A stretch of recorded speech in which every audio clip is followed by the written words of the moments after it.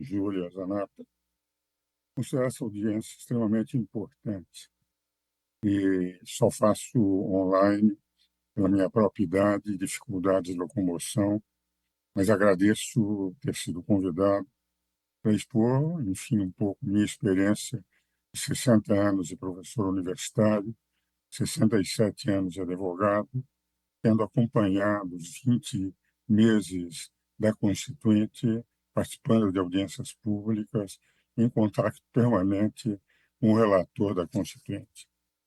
Como aqui vou divergir em muitos pontos do Supremo Tribunal Federal, quero fazer um primeiro esclarecimento. Tenho grande admiração por todos os ministros do Supremo como juristas. Tenho livros escritos com a maioria dos ministros da Suprema Corte. Participei de bancas de doutoramento com alguns dos ministros da Suprema Corte que aí estão. E, inclusive, em palestras com quase todos eles, esse curso de 60 anos de palestrante. Então, o primeiro aspecto que eu quero apresentar, que admiro os ministros do Supremo como juristas. Como um velho professor, eu entendo que eu posso divergir, porque convivi com os constituintes durante todo aquele período de 20 meses, para comentar a Constituição brasileira, com o professor Celso Bastos, saudoso amigo, em 15 volumes e mais de 10 mil páginas, durante 10 anos, logo após a Constituinte. Feito esse esclarecimento do respeito e da divergência, queria fazer uma segunda análise muito rápida do que foi colocado na Constituinte, que eu vi, que discuti com Bernardo Cabral, com Ulisses Guimarães, que inclusive assistiu palestras minhas, para, enfim, até a comissão de sistematização levar o Constituinte a aprovar o sistema parlamentar, o que não aconteceu no plenário. Então, há determinadas disposições da Constituição que ficaram muito claras. Primeiro, a competência do Congresso Nacional. Por que eles puseram o Congresso Nacional em primeiro lugar, no mais longo título da Constituição, vai dos artigos 44 a 135, que é o da organização dos poderes? Porque, como dizia o ministro Luiz Fux recentemente, o Congresso é o mais importante poder da República, porque é o único que representa o povo por inteiro. No Congresso tem situação e oposição. Os constituintes saíam de um regime de exceção, que era o regime anterior, queriam harmonia e independência dos poderes e, ao mesmo tempo, dando a devida relevância a cada um, começando com o poder legislativo. No poder legislativo, nós temos situação e oposição. Por essa razão é que o poder executivo, que comanda a administração, o poder executivo aparece em segundo lugar, que lá só tem a maioria da população, e quando há segundo turno, nem a maioria da população. E, em terceiro, vem um poder que não representa o povo. Pelo artigo 1º, há uma única soberania, a soberania do povo. Essa soberania do povo é exercida por seus representantes, e quem escolhe os representantes são o povo, o que não acontece com o Poder Judiciário. O Poder Judiciário vem, portanto, em terceiro lugar para fazer respeitar a lei, que não faz, porque só pode fazer a lei o Congresso Nacional e com o aval do Congresso Nacional por medidas provisórias e leis delegadas, Poder Executivo. Por esta razão, o Constituinte colocou no artigo 49 o seguinte: compete, e veja a expressão, complete, é da competência exclusiva do Congresso Nacional, zelar pela preservação, no inciso 11, de sua competência normativa, em face da atribuição normativa de outros poderes. Vai dizer, não pode permitir o avanço da sua competência normativa pelos outros poderes. Por essa razão, as duas PECs em discussão hoje no Congresso Nacional são de extrema importância, não são PECs inovadoras, são PECs explicitadoras. Aqui diz, por exemplo, que terá que sempre as decisões serem pelo colegiado e maioria, uma explicitação do artigo 97, que diz que as leis de inconstitucionalidade derribou toda a matéria de constitucionalidade, é a única que o Supremo pode examinar. O 97 diz que tem que ser por maioria absoluta. Então, explicita. E a outra explicitação de que sempre que houver invasão por parte do judiciário da legislação, da competência legislativa do Congresso Nacional, sempre que houver, caberá ao Congresso Nacional, por 2/3, preservar a sua competência exclusiva de legislar, suspendendo a eficácia. Por uma razão muito simples. É que isso já está no 49, inciso 11, sem que tivesse definido os mecanismos. Isso já era no 97, sem que dissesse de que maneira poderia ser executada. São duas PECs explicitadoras de um poder que o Constituinte já tinha dado ao Congresso Nacional desde 1988, desde 5 de outubro de 88. Colocado esta visão, embora perfunctória, há mais um aspecto que me parece importante antes de entrar no fake news propriamente dito. O artigo 103, parágrafo 2º da Constituição, declara o seguinte: declarada a inconstitucionalidade por omissão de medida para tornar efetiva a norma constitucional, será dada ciência ao poder competente para a adoção das providências necessárias, em se tratando de órgão administrativo, para fazê-lo em 30 dias. Para o Executivo, 30 dias. Nenhum prazo para o Congresso Nacional nas ações diretas de inconstitucionalidade por omissão. Um jantar que tive durante a Constituinte, eu, Bernardo Cabral, o relator da Constituinte, o ministro Sidney Santos, que foi meu colega de turma, nós dois, enfim, somos praticamente nonagenários. Eu, daqui 3 meses, farei 90 anos. Discutimos com o Odir Porto, que era o presidente da Associação dos Magistrados Brasileiros, num jantar, esse artigo. E eu propunha o seguinte: Sidney, Bernardo, como é que vocês, quando o Congresso é obrigado a fazer uma lei, não faz? E o Supremo, por uma ação direta de inconstitucionalidade, por omissão, declara que o Congresso tem que fazer, portanto, está numa omissão inconstitucional, não põe um prazo. Eu pretendi colocar um prazo de 6 meses. E o Sidney Sanches lançou um verdadeiro exocete sobre o meu argumento, dizendo o seguinte: Ives, como é que nós vamos fazer? Se em 6 meses o Congresso não fizer a lei, você acha que eu terei, como presidente do Supremo, a condição de mandar prender 503 deputados, à época eram 503, e 81 senadores, por desacato à medida judicial? Melhor deixar como está.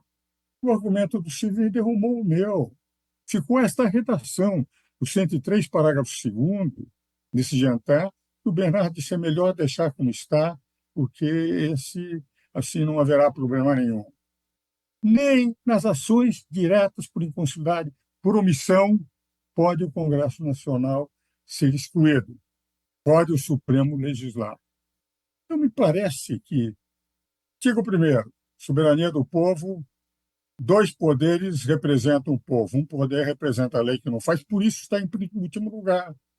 Aparece em último lugar na organização dos poderes.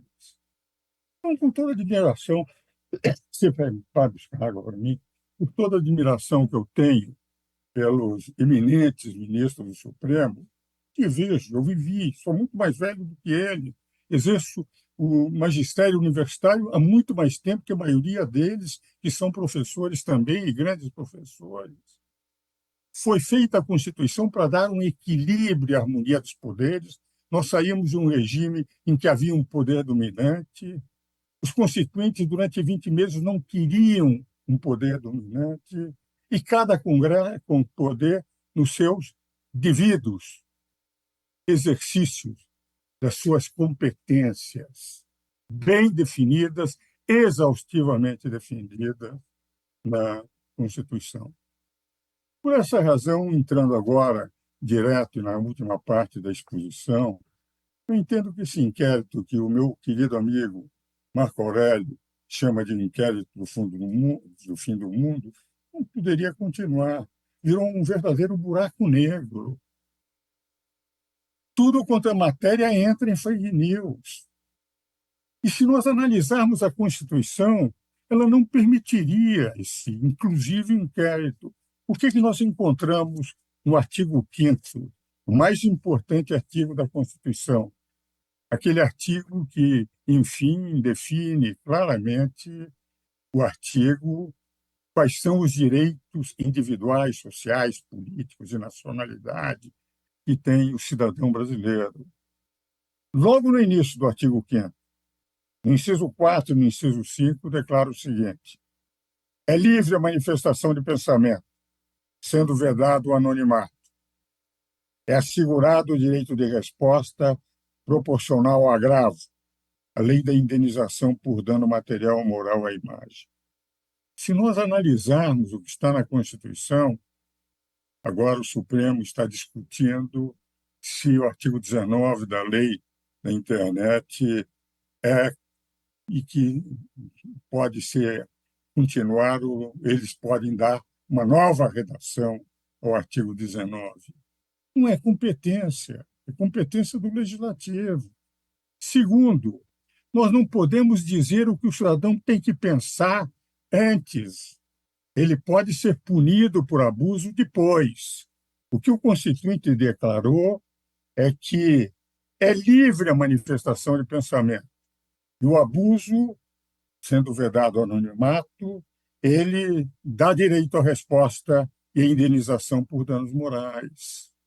E aceita-se, por recepção do Código Penal, a indenização por difamação, denunciação caluniosa. Então, como os senhores percebem, o que hoje está se discutindo no Senado, no Congresso, no Supremo Tribunal Federal, em relação à lei da internet de um lado, e, por outro lado, um inquérito que está há 5 anos. Os inquéritos devem durar 60, 90 dias no máximo, e que entra tudo que não tem nada a ver com fake news.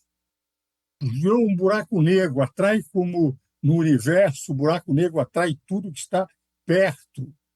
Também o inquérito feito de buraco negro judicial, tudo é atraído para lá. Ora, se só pode ser punido pela Constituição a liberdade, a livre expressão de pensamento, que é a característica maior de uma democracia, todo cidadão deve ter a liberdade de dizer o que pensa, e se abusou, vai ser a posteriori, não a priori impedido de dizer aquilo que ele entendeu que naquele momento era importante dizer numa democracia que é sempre um debate de ideias. Mas quando as ideologias prevalecem, e a ideologia é a corruptela das ideias, é evidente que nós vamos tendo o seguinte: aqueles que são controladores do pensamento do cidadão. E para encerrar essa exposição, para mim, de rigor, o que a Constituição diz é que só pode haver um controle a posteriori, e não uma definição a priori, e que o inquérito de fake news, independente de outros aspectos jurídicos que num espaço curto de tempo não se pode analisar, o do juízo natural, nós estamos vendo a competência alargada além das competências definidas pelos artigos 102 e seguintes da Constituição, com a substituição do juiz natural, entrando todos, pessoas que não têm absolutamente foro privilegiado, a serem julgados em primeira instância no Supremo Tribunal Federal. Eu vejo com toda admiração livros escritos, palestras dadas, bancas de doutoramento, respeito que tenho por todos eles, uma divergência profunda naquilo que eu vi durante 20 meses no debate nesta casa, para que tivéssemos uma democracia ampla, uma democracia em que os poderes fossem autônomos e independentes, cada um deles trabalhando dentro daquelas competências estabelecidas na Constituição, sem preocupação de invadir competências alheias. E o inquérito de fake news, a meu ver, representa enfim, uma revolução, um reescrever a Constituição, com as substituições de juízo natural, com a entrada de tudo aquilo que se considera fake news, e fazendo com que, efetivamente, o Congresso vá perdendo importância. Dizia o ministro Fux que o Congresso é o mais importante poder da República, que é o único que representa a totalidade da população. E no inquérito de fake news, com todo respeito, tenho livros escritos, participei em inúmeras conferências, tenho admiração, fiz programas de televisão com o ministro Alexandre de Moraes, livros com o ministro Toffoli, palestras com o ministro Toffoli, admiração, palestras que ele fez, escritos que ele fez em livros para os meus 80 anos, o que me sensibilizou sobremaneira, mas tenho que divergir nesse momento da permanência desse inquérito, apoiar o que disse o ministro Marco Aurélio de Mello, entendendo que o inquérito, em vez de fortalecer a democracia, enfraquece-a sobremaneira. E o que é mais triste, vai limitando o que é extremamente importante numa democracia, que é a liberdade de expressão. Muito obrigado.